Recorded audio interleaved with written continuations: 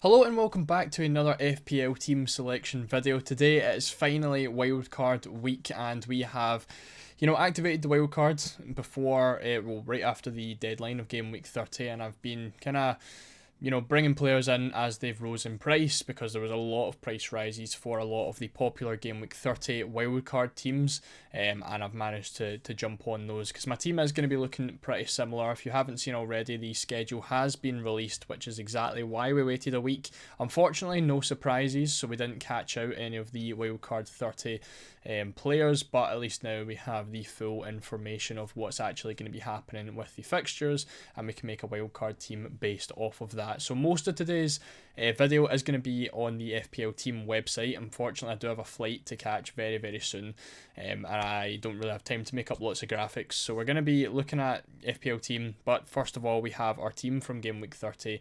Again, just trying to match wildcarders was the overall, goal of it. And I think the average score was about 45. Most wildcard teams that I've seen picked up about 50 to 60 points, so I'm actually not really too upset with what happened. Obviously, we had Bruno Fernandes and Bowen. They were going to be our two big differentials for this week.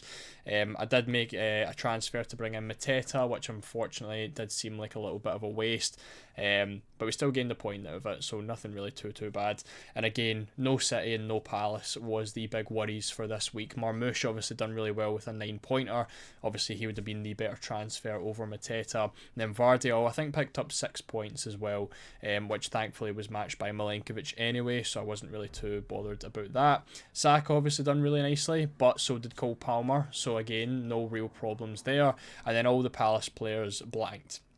So nothing really to worry about at all. Very happy with the way things went. Our captaincy was a big part of why we done so well this week. Obviously, Isak picking up a nice 16-pointer as the captain, going against the Salah captainers, and picking up a nice big jump over them when it came to captaincies. Obviously, Kluivert didn't play. Wisa was the one to come in off the bench and get a 5-pointer, which was also really nice. So very happy with the way things went, and now we can wildcard in Game Week 31, and that's us till the end of the season.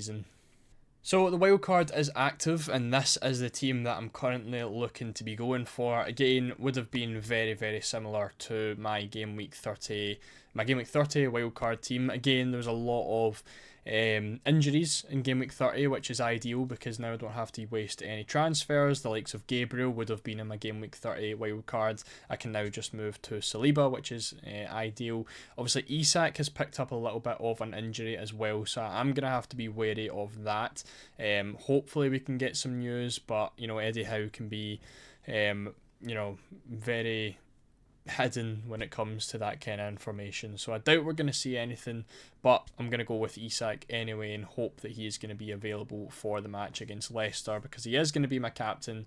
Vice captain is a little bit more of a tough situation to pick, so I probably will just go for Mohamed Salah as the vice if Isak isn't going to play. I do have Savinho on the bench, who's going to be a little bit of a differential. He's my third favourite for Man City players, and again, they are likely to double in Game Week 36. They obviously have that double in Game Week 33 as well, and really nice fixtures around that. So I wanted to get the triple up of Man City, which again I wouldn't have done in Game Week 30. So some nice reasons for waiting that extra week. So this is where we're at. I think the main player that could come out is probably Kerkez. I am debating maybe just going for Cucurella instead. A little bit more expensive. I think actually, is it even the same price? It might be like roughly the same price. Cucurella is another option that I'm tempted by because I'm going to be bench boosting in Game Week 32. So this is how the Game Week 32 team is looking. We've obviously got these 6 doublers with the 3 Palace players and the 3 Newcastle players, and the bench looks absolutely fantastic. We've got the Brighton goalkeeper in Verbruggen. We've got the double up of Man City with Savinho and Vardiol, and then that's the reason I wanted to go for Cucurella, because he has that fantastic fixture against Ipswich. I missed out on him in Game Week 28, where I really wanted him against Southampton, so I feel like it's only right to go for him against Ipswich. Again, is a very a flexible position for me, It could be Milenkovic, it could be Cucurella, it could be Kerkez. There's a lot of options I could go for as that final defensive spot.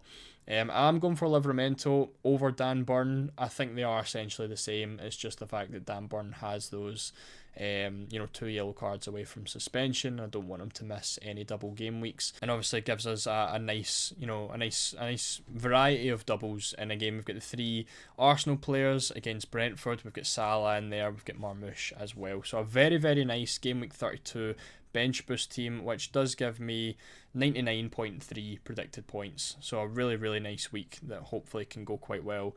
And then game week 33, again, lots of doublers in there. At the minute, I've got no Villa players. It could be a potential move to bring in like a Morgan Rogers for Jacob Murphy, but at the minute, I'm not really too fussed. I don't think Villa's double is fantastic either, and the only single game week players I've got in my starting 11 is Salah and Isak, 2 players that are very capable of doing really well in single game weeks anyway. And again, the bench boost just doesn't look as good this week with the Newcastle players with Villa away. And obviously Verbruggen with Brentford away as well. So a really, really good single game week for me. No bench boost activated for game week 33, but I'm still going to have 9 doublers, which is absolutely fantastic as well. And then the free hit will be getting used in game week 34. Beyond that, to game week 35 and 36, again, a little bit more difficult on planning because we don't have the confirmed fixtures for that. But game week 35, the team still looks really good. Again, still the triple city against Wolves at home is really, really nice. And then potentially getting the double for City again after that. I think the other team likely to double is going to be Bournemouth. So I'm going to have transfers built up for that. I've got 4 already heading into game week 35. No transfers are going to be needed this week unless there's any injuries to the team, which is perfectly fine. Game week 36, we're going to have 5 transfers. Anything that happens with double game weeks, I'm going to be more than capable of working that around. So very, very happy with the way things are. Again, the Isak, if there is any Isak news, that is where we could start to have to change things up a bit, but maybe I could just make the straight swap to Callum Wilson, who is of course fit as well and could be playing at striker. So a very short video today. Again, like I said, don't really have much time to edit this afterwards, so I'm just trying to get it out so that it's there for you if you wanted to see. So that's going to be my wildcard team. That's the wildcard plans. Wildcard in 31, bench boost in 32, and then free hit in 34. So if you enjoyed the video, make sure to leave a like on it. Make sure to subscribe as well if you are new. I'll see you all next week. Good luck for game week 31, and I'll see you all in the next one.